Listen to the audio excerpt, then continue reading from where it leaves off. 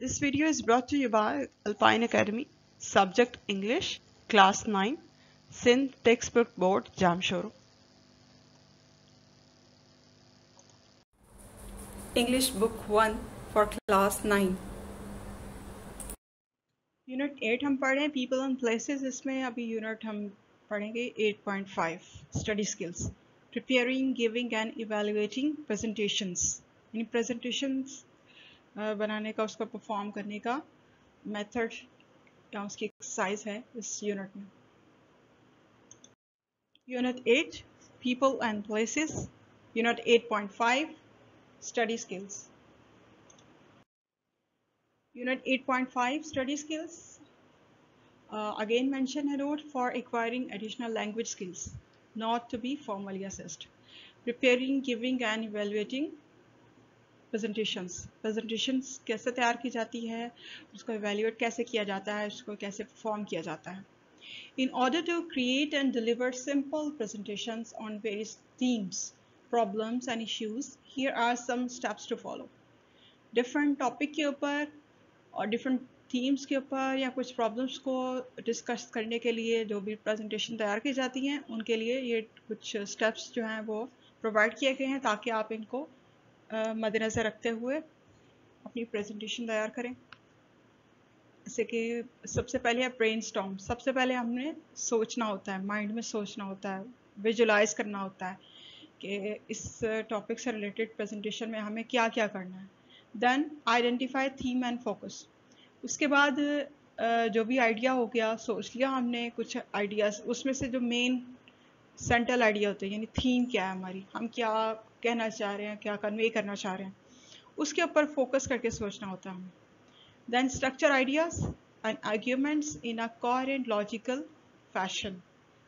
अब हमने इस आइडिया को देने के लिए, ठीक है, जब हमें थीम का पता चल गया, उस लिहाज से हमने आइडियाज़ ऑर्गेनाइज करने हैं डिफरेंट, और उसको जस्टिफाई करने के लिए आर्ग्यूमेंट्स यानी दलीलें वगैरह, फैक्ट्स, फिगर्स, कोटेशंस या कोई रेफरेंस वगैरह, उनको हमने गैदर करना होता है, ऑर्गेनाइज करना होता है बहुत खूबसूरत अंदाज में और बड़े लॉजिकल तरीके में। और लॉजिकल फैशन का मतलब यह है कि लॉजिक देना जैसे ट्रेंडी हो, दौर के हिसाब से इनको ऑर्गेनाइज किया जाता है। सपोर्ट अ सब्जेक्ट और topic with effective factual information. ठीक है, जो भी टॉपिक है या उन्वान है आपका, उसको आपने सपोर्ट करना है किसकी मदद से? वही जो फैक्ट्स और फिगर्स या होती कोटेशंस होती हैं, रेफरेंस होते हैं या वैलिड इंफॉर्मेशन होती है ना, उसकी मदद से आपने इसको बड़े अच्छे तरीके से सपोर्ट करना है, और इससे आपकी प्रेजेंटेशन हो या स्पीच हो, कैसे हो, कुछ भी हो, बहुत स्ट्रांग हो जाता है। Develop and use cue cards. ठीक है, क्यू कार्ड्स बना सकते हो आप शो करने के लिए, डिस्प्ले करने के लिए, या फिर अपने लिए जब आप एलैबोरेट कर रहे हो, तो ताकि आपके माइंड में रहे कि अब मैंने ये पॉइंट को क्लियर करना है, फिर इसको क्लियर करना है, ये हो गया, इसको क्लियर करना है। Deliver the presentation. इसके बाद आप सब ऑर्गेनाइज हो गया, इसके बाद आपने कॉन्फिडेंस के साथ प्रेजेंटेशन परफॉर्म करनी होती है। अब इसी प्रेजेंटेशन की एक्सरसाइज से रिलेटेड, यानी जो अभी आपने स्टेप्स पढ़े हैं, ठीक है, कि कैसे प्रिपेयर करने के लिए, प्रेजेंटेशन को प्रिपेयर करने के लिए कौन से स्टेप्स को जहन में रखना ज़रूरी होता है, उससे रिलेटेड एक एक्सरसाइज प्रोवाइड की जा रही है, जैसे working groups of 3 and prepare a presentation on the topic assigned to you by the teacher. After you have prepared it, decide who is going to deliver which part of it. Practice giving the presentation as a group before giving it into the front of the class. Here are the topics for the presentations. ये topics हैं, आपने 3-4 student का एक group form करना है, और फिर आप डिसाइड कर लें कि कोई भी टॉपिक है, उसका थीम क्या है, उसके कितने आइडियाज़ हैं, कितने एस्पेक्ट्स हैं, तो फिर तीनों में से कौन कौन स्टूडेंट कितना कितना परफॉर्म करेगा सारी क्लास के सामने। आप पहले अपना काम खुद प्रिपेयर करें, जब अच्छी से तैयारी हो जाए देन आप इसको डिलीवर करें। टॉपिक्स क्या हैं? जैसे the importance of female education, फिर है ड्राइव सेफ्टी, सेफ्टी ड्राइविंग बहुत अच्छा टॉपिक है। फिर punctuality in work and studies, ठीक है, काम में पाबंदी, वक्त का ख्याल रखना। क्लीनलीनेस है, सफाई के ऊपर है। सेल्फ एंड सराउंडिंग्स, अपने भी हो, अपने घर में माहौल में भी हो, और इर्द गिर्द की सफाई का ख्याल रखना। The role that citizens can play in building a good society. एक अच्छे मुआशरे की तश्कील में और उसकी तामीर में अच्छे शहरी क्या किरदार अदा कर सकते हैं। बहुत इंटरेस्टिंग और बहुत अच्छे टॉपिक्स हैं, इसके ऊपर ज़रूर बोलना चाहिए क्योंकि इन टॉपिक्स पे जर्नली भी हम बात कर रहे होते हैं। और जब हम स्पेशली प्रेजेंटेशन तैयार करेंगे तो हमारे माइंड में बहुत सारे आइडियाज़ आते हैं डिफरेंट। मिल के बैठ के करने से क्या होता है कि डिफरेंट आइडियाज़ कलेक्ट होते हैं, फिर हम इनको ऑर्गेनाइज करते हैं तो एक अच्छी चीज़ प्रिपेयर होती है। तो आप इन चीज़ों को वर्कआउट करें इसके ऊपर और प्रैक्टिस करके देखें, प्रेजेंटेशन बना के देखें अपने फ्रेंड्स में, अपने ग्रुप में या फिर क्लास में भी इसको करके देखें। तो इस एक्सरसाइज का सिर्फ यही मकसद है कि एक अच्छी प्रेजेंटेशन कैसे तैयार की जाती है, प्रेजेंटेशन को प्रिपेयर करने के लिए किन चीज़ों को जहन में रखा जाता है और ग्रुप फॉर्मेशन में काम किस तरह होता है, वो ज़्यादा बेटर हो जाता है। स्टेप बाय स्टेप हमें किन चीज़ों का ख्याल रखना चाहिए। जब हम सीक्वेंस से काम करते हैं तो काम का आउटपुट बहुत अच्छा होता है, यानी रिजल्ट ज़्यादा अच्छा होता है। ठीक है, तो आप प्रेजेंटेशन को भी प्रैक्टिस किया करें, प्रेजेंटेशन परफॉर्म करने को या प्रिपेयर करने को। अब यह है यूनिट नंबर 8.5 स्टडी स्किल्स का नेक्स्ट सेगमेंट। इसमें एक कॉलम दिया गया है, when each group gives the presentation the rest of the class should evaluate them on the following criteria। जैसे कि अभी पहले एक्सरसाइज में देखा कि 3 स्टूडेंट का ग्रुप बना था और 3 स्टूडेंट को वो टॉपिक्स थे उनमें से जो भी उन्होंने चूज़ किए या कोई एक आध किया उसको उन्होंने प्रेजेंट किया। तो एक चीज़ है कि आप प्रेजेंटेशन प्रिपेयर करके परफॉर्म कर रहे हो सबके सामने। सेकेंड स्टेप ये है कि कोई आपके सामने प्रेजेंटेशन परफॉर्म कर रहा है तो आपने उसको कैसे वैल्यूएट करना है, टेस्ट कैसे करना है, उसकी मार्किंग कैसे करनी है। तो जब कोई स्टूडेंट या कोई भी प्रेजेंटेशन परफॉर्म कर रहा होता है तो हम कौन कौन सी चीज़ों को नोटिस कर सकते हैं और इससे ग्रेडिंग फॉर्म कर सकते हैं या मार्किंग कर सकते हैं। तो इसमें ये आइडिया दिया गया है और इसके अलावा इन चीज़ों का ख्याल भी आप रख सकते हो जब आप डिलीवर कर रहे हो, जब आप स्पीकिंग वाइल स्पीकिंग अब आप परफॉर्म कर रहे हो बिल्कुल प्रेजेंटेशन को, तो आपको भी इन चीज़ों का ख्याल रखना चाहिए क्योंकि ये चीज़ें नोट होती हैं चेकिंग में। तो आइटम्स क्या हैं, जैसे topic and points clearly stated.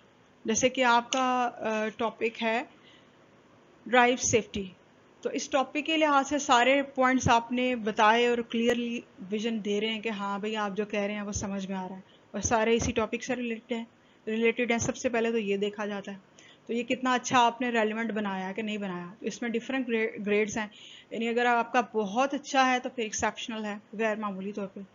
Admirable है, काबिल तारीफ है। एक्सेप्टेबल है और अटेम्प्टेड का मतलब कोशिश की आपने, दैट्स इट, चल गया। एक्सेप्टेबल गुड है, एडमायरेबल वेरी गुड, एक्सेप्शनल को आप समझ लें एक्सीलेंट हो गया या A+ हो गया, इस तरीके से। तो इसमें क्लू क्या है कि आपने किन चीज़ों का ख्याल रखना है कि आप जितने भी आइडियाज़ और पॉइंट्स आप इसमें बताओ तो एक तो क्लियर बताओ कि अगले को समझ में आए और सेकेंडली सारे रिवॉल्व कर रहे हो आपके मेन पॉइंट टॉपिक से रिलेटेड। नेक्स्ट है ऑर्गेनाइजेशन ऑफ आइडियाज़। आइडियाज़ को ऑर्गेनाइज यानी कि तरतीब कैसे दी गई है, सबसे पहले आपने क्या बताया, उसके बाद क्या बताया, उसके बाद क्या बताया। तो ये तो नहीं कि जो चीज़ बहुत एंड में बताने वाली हो आपने पहले बता दी या मिक्सअप कर दिया। तो इफ़ेक्टिव रहता है ये तरीका ना, जब अच्छी तरीके से ऑर्गेनाइज किया होता है, सीक्वेंस यानी तरतीब दी होती है सारे पॉइंट्स को, तो बहुत अच्छा रहता है। तो इसका ये मतलब है ऑर्गेनाइजेशन ऑफ आइडियाज़ को। अब नेक्स्ट है सपोर्टिंग डिटेल्स। ठीक है, सपोर्टिंग डिटेल्स क्या होती हैं कि जब आपने एक पॉइंट ऑफ व्यू दे दिया कैसे है तो फिर उसको जस्टिफाई करने के लिए, उसको सपोर्ट करने के लिए जब हम कोई रेफरेंस देते हैं, कोई डाटा बताते हैं, इंफॉर्मेशन, कोई फैक्ट्स एंड फिगर या फिर कोई कोटेशन वगैरह, ठीक है, तो ये चीज़ें बहुत ज़्यादा स्ट्रॉन्ग करती हैं। और फिर ये देखने कि आपने ये यूज़ की हैं या नहीं है, कितनी वैलिड हैं या कितनी अच्छी यूज़ की हैं, कितना इफ़ेक्ट दे रही हैं वो कि नहीं दे रही, ये अलग से चीज़ देखी जाती है। 3 चीज़ें हो गई। फिर नंबर 4 पे आ गया बॉडी लैंग्वेज आपकी कैसी है, यानी आपका लेवल ऑफ कॉन्फिडेंस कैसा है। यूज़ ऑफ फेशियल एक्सप्रेशंस, आपके चेहरे के तासुरात कैसे हैं, ठीक है, आप एक चीज़ को कैसे कन्वे कर रहे हो, आपके जेस्चर्स यानी कि आपका आई कांटेक्ट कैसा है, हाथ हिलाने का कुछ अंदाज होता है, खड़े हो आप, स्टैंडिंग में भी हो, आपका पोस्चर कैसे है, ये सब। और स्पेशली आई कांटेक्ट और कॉन्फिडेंस कि आपकी आवाज़ आप जो भी कन्वे कर रहे हो किस अंदाज में कर रहे हो, ठीक है। और नेक्स्ट है आई कांटेक्ट, इसको बहुत ज़्यादा इम्पॉर्टेंट है, इसको स्पेशली अलग से ऑब्ज़र्व किया जाता है। तो जब आप प्रेजेंटेशन डिलीवर कर रहे हो तो आई कांटेक्ट को बहुत ज़्यादा फोकस करो, क्योंकि इसी से ज़्यादा कॉन्फिडेंस आपका जो है वो डेवलप रहता है। जितना ज़्यादा आप कॉन्फिडेंस के साथ आप किसी की आंखों में आंखें देख के या सब ऑडियंस को अपने साथ लेके चलेंगे और साथ में आप अपना काम परफॉर्म करी जाएंगे तो उससे अंदाज़ा होगा कि आपकी प्रेजेंटेशन और आपका कॉन्फिडेंस लेवल कितना स्ट्रॉन्ग है। तो आई कांटेक्ट को भी आप खास तौर पे मद्देनज़र रखा करें। तो ये सारे सॉलिड स्टेप्स हैं जब आप परफॉर्म कर रहे हो वाइल स्पीकिंग, वाइल परफॉर्मिंग, तो आपने इन चीज़ों को जहन में रखना है। और जब आप ऑर्गेनाइज कर रहे हो तब भी आपने इन चीज़ों को जहन में रखना है। और जब आप कभी किसी को वैल्यूएट कर रहे हो तो आपने भी जो मार्किंग या ग्रेडिंग करनी है तो इन पॉइंट्स को जहन में रखते हुए करनी है। Thank you very much for listening to the instructor of